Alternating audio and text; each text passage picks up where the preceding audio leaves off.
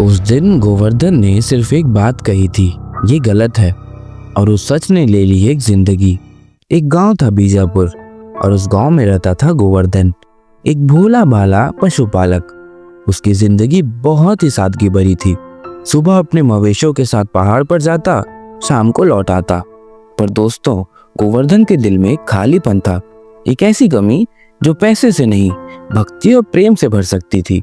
एक दिन उसने अपनी पत्नी दामिनी से कहा, मैं सोचता हूँ कृष्ण जी को ताज़ा माखन चढ़ाऊं, कोई उनके लिए कभी कुछ नहीं करता। मेरे पास और कुछ तो नहीं है, माखन ही दे सकता हूँ। दामिनी मुस्कुराई पर बोली, अपनी भक्ति में मवेशियों का ध्यान मत भूल जाना।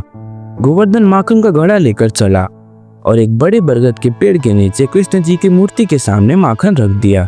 कृष्ण जी, ये लो ताज़ा माखन, आज मेरी पत्नी ने प्रेम से निकाला है, आपको जरूर पसंद आएगा। और फिर गया अपने काम पर। शाम को लौट कर देखा तो घड़ा खाली था, आंखों में आंसू पर चेहरे में मुस्कान।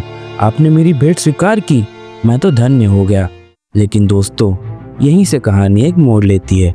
अगले दिन कृष्ण जी स्वयं गोवर्धन के सामने प्रकट हो जाते हैं, गोवर्धन की भक्ति और उसकी निर्मलता देखकर, और उसे एक वरदान देते हैं कि मैं हर दिन दर्शन दूंगा, मगर तुम किसी को बताना मत। गोवर्धन वचन देता है, पर असली कहानी तो अब शुरू होती है। कृष्ण जी उसे कहते हैं, आज चुप रहना, बस देखना क्या होता है।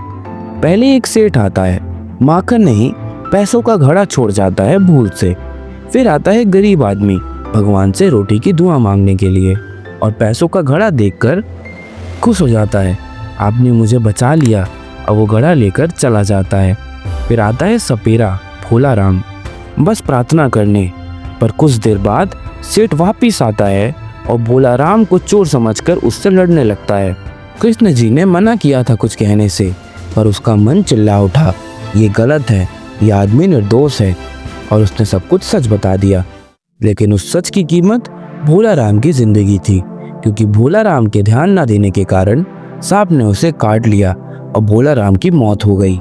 कृष्ण जी प्रकट हुए, गोवर्धन, जो तुमने किया वो तुम्हारा कर्म था, पर उसने भोला राम की मौत लिख दी।